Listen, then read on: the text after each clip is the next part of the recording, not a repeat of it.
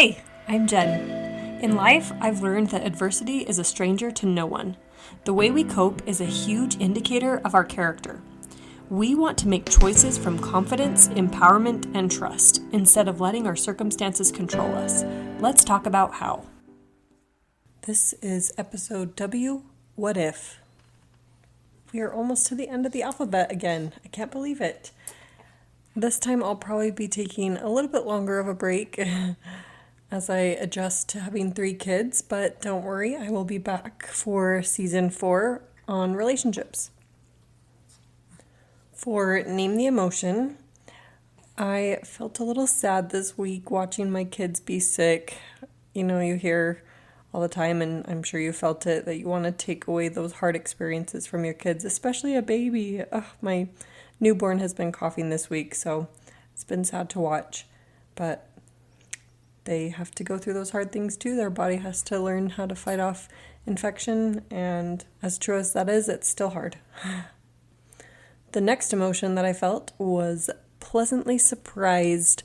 I saw somebody post on Facebook Marketplace that they were selling some preschool chairs, and I'm still looking for things to stock my preschool with and build it in general. And so I reached out to her and bought them. And I also asked her if she had a table, and she said, yeah, I just haven't posted it yet. And so that led me to ask her if I could just come over and look at her other preschool stuff that she was selling.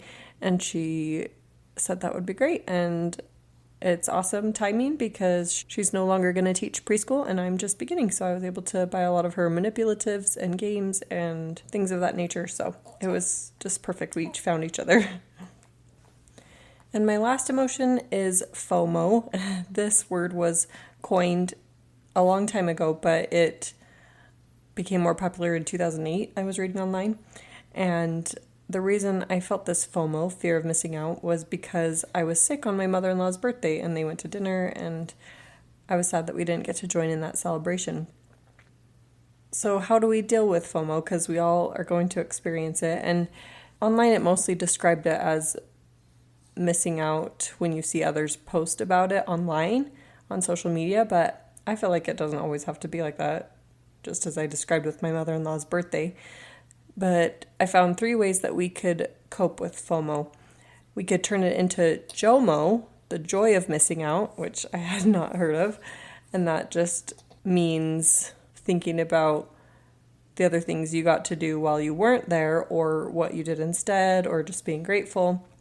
Know your triggers, so know what it is that you dislike missing out on specifically, or what it is that you see that makes you feel like you're missing out.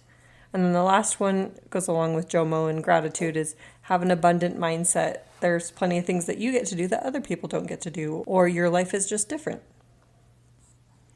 Okay, on to my list for the week.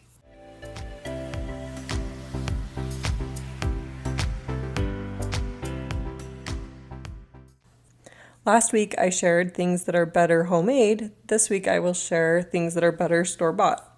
First is Oreos. Yes, you can make homemade Oreos, but they don't taste like an Oreo. They are still a delicious treat, and I love them, but they're different than the actual store-bought Oreos, and they have to be Oreo brand, Nabisco. They can't be those chocolate sandwich cookies. No, those don't cut it. Next is granola bars. I know you can make homemade ones, but again, for me, I just prefer the store-bought ones. Tomato products is another one. I am not a huge fan of tomatoes because of their acidity, and so anytime it's a homemade tomato product where the tomatoes were grown in the garden or you bought the tomatoes and then tried to make something, I just don't like that flavor. I prefer Prego or Ragu or something that's been doctored up a little bit. Even then, sometimes I have to add just like a little teaspoon of sugar, brown sugar, sometimes just to cut that acidity. Marshmallows.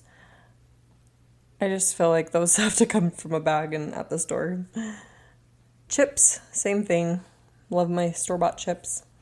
And then last is ice cream sandwiches. I've tried making homemade cookie ones and they just don't compare. I love ice cream sandwiches. Fun summer treat.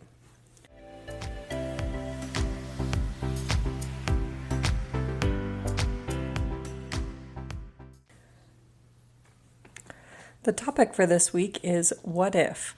And I don't even know where this came from, but I was just thinking about how life could be and how sometimes we wish it would be and how we need to just accept it sometimes. So I'm going to go through a series of statements, and as I was thinking of these, I also thought of their opposite, so it became twice as long. But I'll give you an example. What if failure is possible? And what if failure is impossible?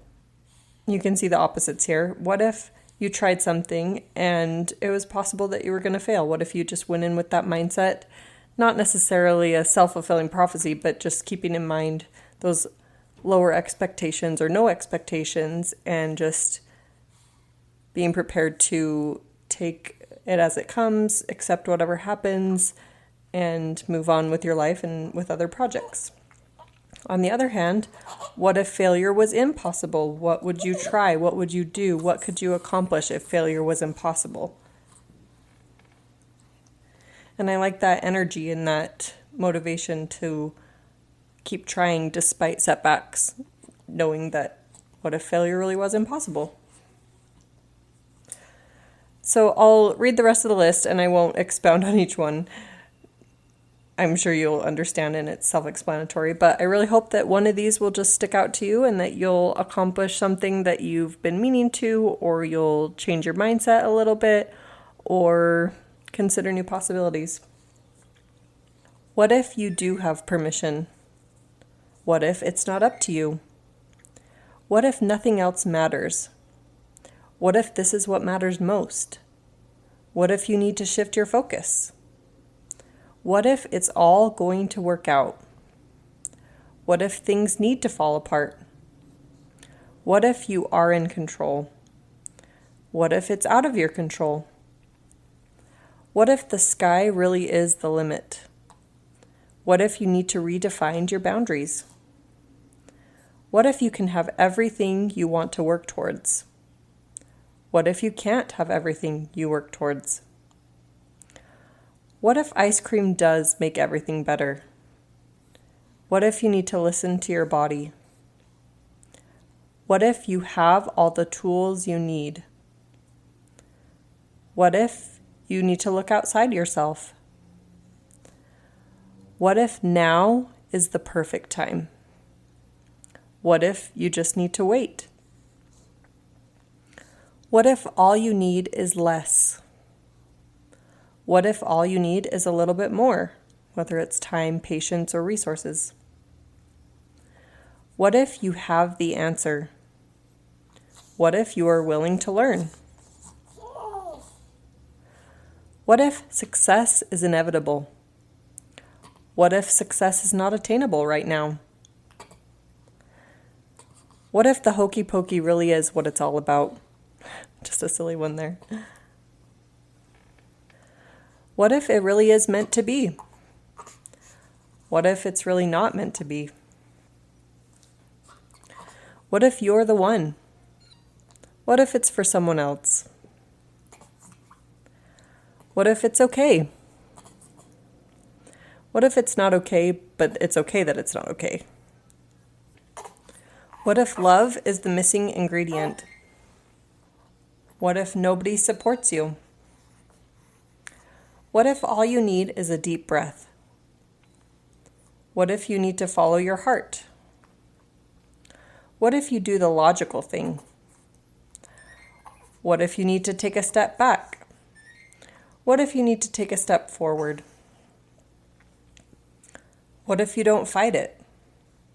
What if you push for it? What if life goes on? What if you're supposed to wait it out? What if the best way out is through? What if you could avoid this entirely? Because sometimes you can and sometimes you can't. Sometimes it will and sometimes it won't. Sometimes you do and sometimes you don't. Sometimes it is and sometimes it's not. Hopefully I didn't make things more confusing for you, but sometimes we try too hard and we just need to look at it more abstractly and move on. Thanks for your support. Like, share, and subscribe. And I'll talk to you again next week for our anxiety episode. Thank you for joining me on the podcast today. You can find me on Instagram at AisForAdversity or email me at jenbank16@gmail.com. I'd love to hear from you.